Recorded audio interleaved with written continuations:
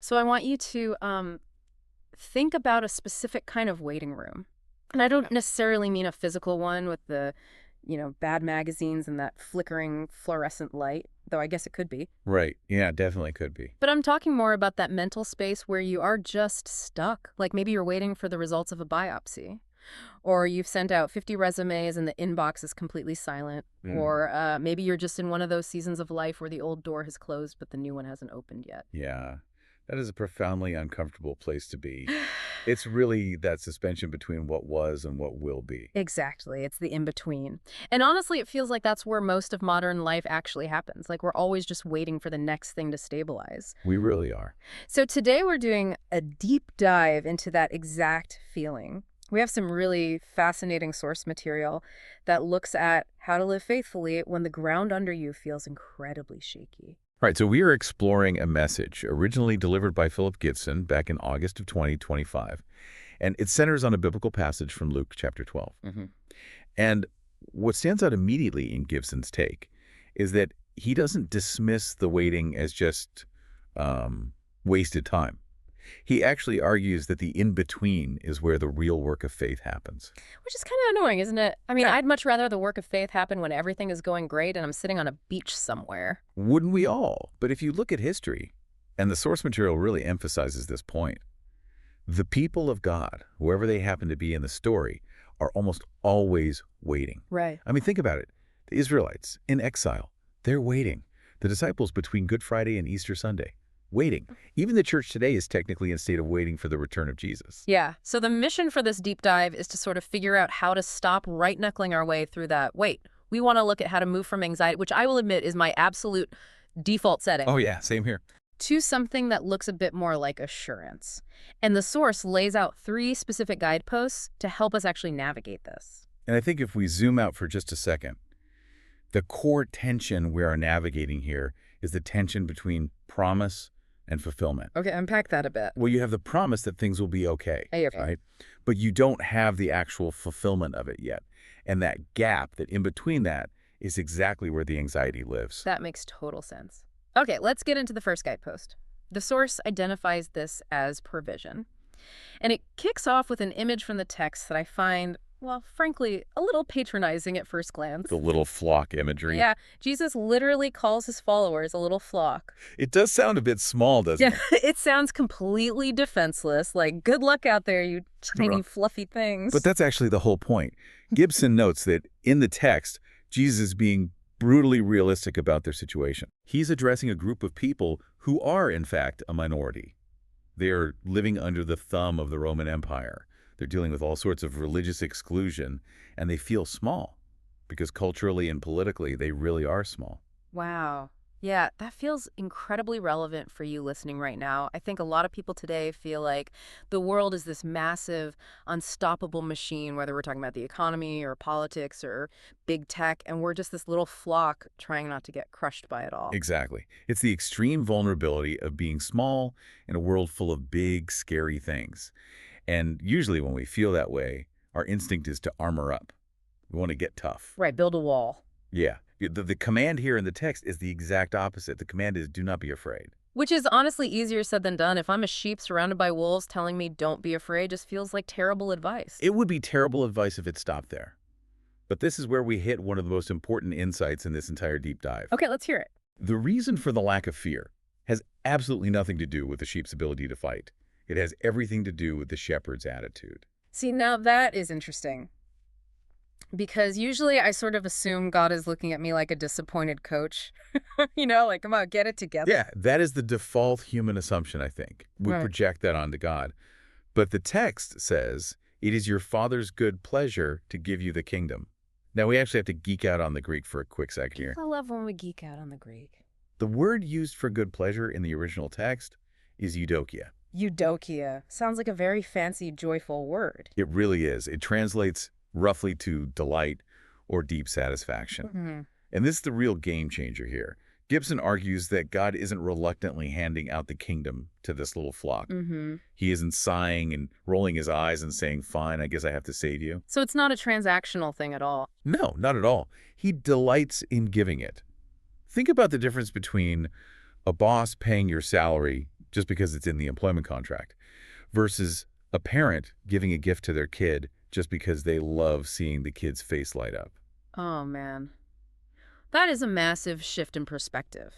Because if you really believe the person in charge actually likes you, not just tolerates you, but genuinely likes you, the anxiety naturally starts to dial down. Precisely. And the source brings in John Wesley here, the founder of Methodism. Wesley actually wrote a note on this specific passage. What did he say? He said, this good pleasure, this eudokia, is an expression of God's essential nature. It's simply who he is. He's a giver. And this connects perfectly to the next part of Gibson's argument, which Yeah. gets into stuff. Money, possessions, all of that. Right, the material anxiety. Yeah, the source makes a direct connection that if we truly trust this delighted giver, we naturally stop acting like hoarders. Because if you know you are being provided for, you don't have to build a fortress of supplies around yourself. In the context of this sermon, Gibson contrasts this little flock with a rich fool, which is a character from a parable Jesus told right before this passage. The rich fool's entire life was consumed with building bigger barns to store his excess grain. Yeah, it's the ultimate prepper mentality. I have to save myself because no one else is going to do it for me. Exactly. And the text provides the antidote to that specific anxiety, generosity. It says, sell your possessions and give alms. Okay, can we pause on the word alms for a second? Sure. Because when I hear alms, I immediately picture some Dickens character tossing a dirty penny to an orphan in the street. It feels very old-fashioned and honestly kind of condescending. It definitely carries that cultural baggage in modern English. Mm-hmm. But the source material does a really great job of rehabilitating this word for us. How so? Well, in the original context, the root word for alms isn't about pity at all. It's actually rooted in mercy. Mercy. That feels different. Yes, it's about alignment. Giving alms means engaging in acts of mercy that actively restore justice. So it's not just a handout. It's a way of saying, I am part of a kingdom that takes care of people, so I'm going to use my resources to fix what's broken around me. That feels so much more active. It's not just passive charity, it's active participation. And Gibson points out that it's liberating too. When we unclench our hands from our stuff, we're actually freeing ourselves from the anxiety of the rich fool. Mm-hmm. We're declaring that our security doesn't come from our bank account balance. It comes from that eudokia, that good pleasure of God. The source gives some really practical examples here, too. It mentions supporting crisis ministries like ABCCM or volunteering at a medical lending closet, real tangible stuff you can do in your community. Yeah, it circles right back to that classic Wesleyan practicality. Mm. Wesley had a famous rule on wealth. Earn all you can, save all you can, give all you can. I love that. It frames wealth as a cycle of flow rather than a stagnant pool. So to recap, guidepost 1 is provision. Realize God delights in you so you can stop hoarding and start helping. Right. Now we move to guidepost 2, which is preparation. And the imagery in the text shifts dramatically here. We aren't a flock of sheep anymore. Now we are servants. Yes, the scene changes to servants waiting late at night for their master to return from a wedding feast. Yeah. And the instruction they are given is to be dressed for action with their lamps lit. Now, before we get into the action part of this, we really have to talk about the language being used here. The text uses the word slaves. Yes. In Greek, it's doulos. And honestly, for a modern American listener, that word just stops us cold. It carries a horrific history. It absolutely does. Yeah. And I really appreciate that the source material doesn't just gloss over this or pretend it isn't an issue.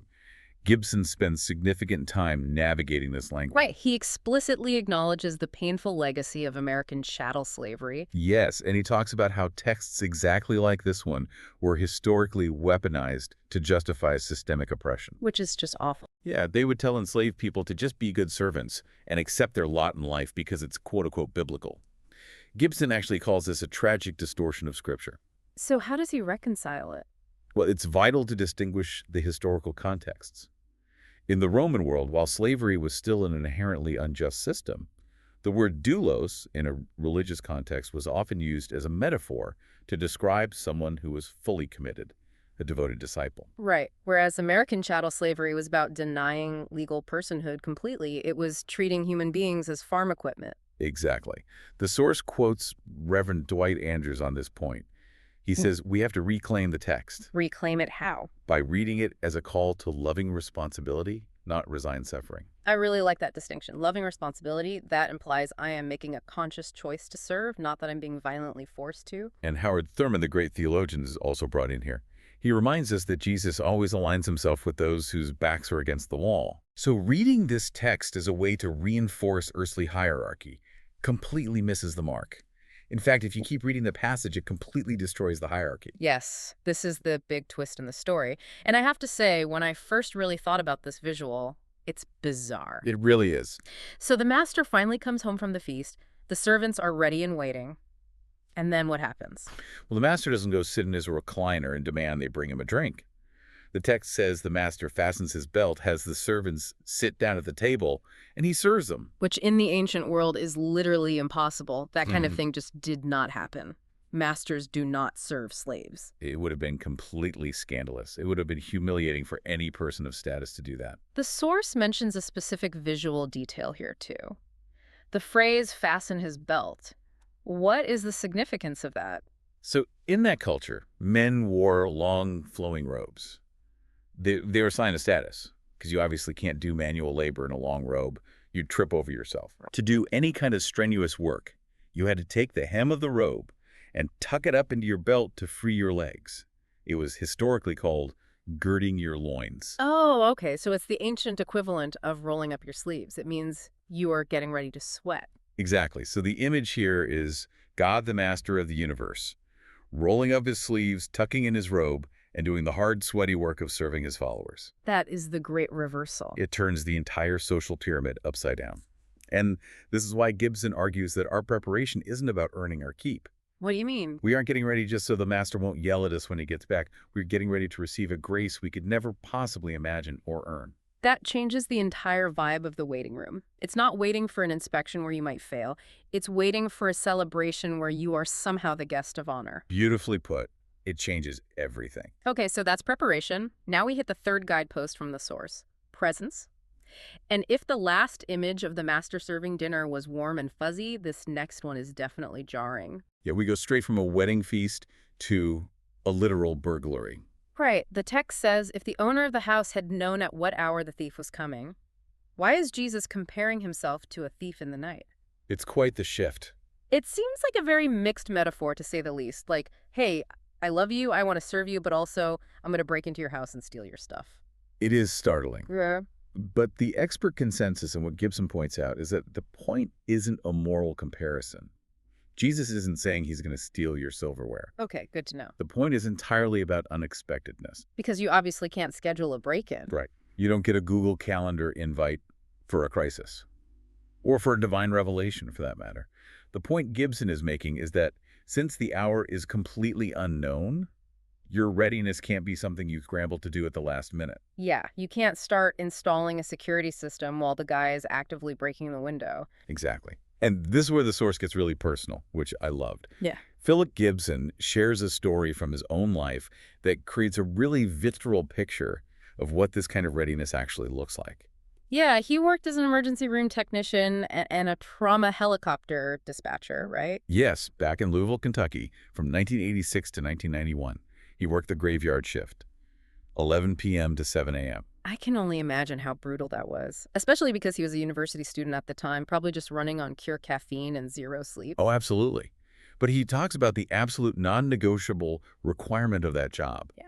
When the radio crackled or the flight call came in, you couldn't say, hey, just give me 5 minutes to wake up and get my boots on. No, you have to be ready right that second. In that environment, readiness is literally the difference between life and death. Yeah. So he described having the lamps lit and the radios on at all times. There was a constant physical posture of anticipation. And he makes the point that even if absolutely nothing happened for 4 hours straight, you were still technically working because you were watching. And that connects right back to John Wesley again. Wesley frequently preached a theology of watchfulness. Watchfulness. Yeah, it means being fervent in spirit. It implies that every single moment has the potential to be a holy moment if you are actually paying attention. Yeah. You aren't just killing time in the in-between. You are actively scanning the horizon. Okay, so let's recap the stack here before we get to the final application. Sure. We have provision, which is trusting the delighted giver. We have preparation, the master who serves us. And we have presence living with that intense ER tech level of alertness. Right. But here is the big question. What are we actually watching for? And this is the crucial modern application of the sermon. Because if we just stop right there, Watchfulness can very easily turn into paranoia. Oh, for sure. We just sit around staring at the sky, waiting for the end of the world. Like, is it Tuesday? Is Jesus coming back this Tuesday? Exactly. But Gibson pivots beautifully here. He connects this ancient text directly to the literal in-between people of our modern world. The refugee. Yes. Think about the global refugee crisis right now. Millions of people fleeing war, economic collapse, climate disaster. They are literally living in the in-between. Yeah. They have lost the home they knew, and they haven't found a new one yet. They are entirely suspended. And the argument he makes here is that readiness for Christ's return isn't just about personal piety. It's not just about me reading my Bible in a quiet room and feeling spiritual. Right. It's about how I treat those specific people. This is really the aha moment of the whole source text. Gibson states incredibly clearly our lamps are lit when we welcome the refugee. Wow, that is powerful. It redefines readiness completely. It's not about looking up into the clouds. It's about looking out at your community. It implies that we prepare for Christ's future presence by recognizing his presence right now in the faces of the displaced and the suffering. That makes faith so actionable. It's not just a mindset you hold, it's a behavior you do. It means advocating for the displaced, offering real hospitality, showing actual mercy. That is what it means to keep your lamp burning. And notice how that ties all three of the guideposts together perfectly. How so? Well, because we trust God's provision, we can actually afford to be generous to the refugee. Because we know the Master serves us, we are humbled enough to serve the stranger. And because we are watchful, we see the holy moment when it walks through the door in the form of someone in desperate need. It really is a complete ecosystem of faith. It takes the in-between, this scary, anxious waiting place that we all hate, and turns it into a workshop for love. Exactly.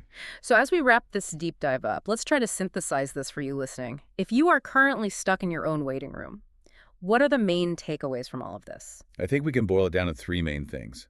First, check your view of God. Fear is completely unnecessary because God delights in giving you the kingdom. He actually likes you. Let that sink in. Second, flip the script on how you view service. You aren't slaving away for some distant tyrant. You are serving a master who has already rolled up his sleeves to serve you first. Your service is just a natural response to that incredible grace. And third, stay awake. But importantly, don't stay awake out of a paralyzing fear of the thief. Stay awake so you don't miss the opportunity to be hospitable. Yeah. The thief comes unexpectedly, but so does the opportunity to do profound good. The source ends with a really comforting assurance that I think we all probably need to hear today. It says you don't have to earn God's love. You already have it. That is the foundation of everything. Everything else we've talked about today, the alms, the alertness, the justice, it all flows from that love. It doesn't flow towards it to try and earn it. That really takes the pressure off, doesn't it? It really does. So here's a provocative thought to leave you with as you go about your day. We've established through this deep dive that readiness looks a lot less like paranoia and a lot more like hospitality. Right. So if your lamp is lit by welcoming the stranger, who is the stranger in your life right now that you are being called to serve? That is the big question. Because it might not be a literal refugee from across the ocean. It might be the neighbor you've ignored for 3 years. It might be the guy in the cubicle next to you who you know is going through a terrible divorce. Or maybe it's someone in your own family who feels like they are currently living in the in-between. The thief could come at any hour, meaning the moment to act could be right now. So keep your lamps lit. Thanks for diving deep with us today. Always a pleasure. We'll see you in the next one.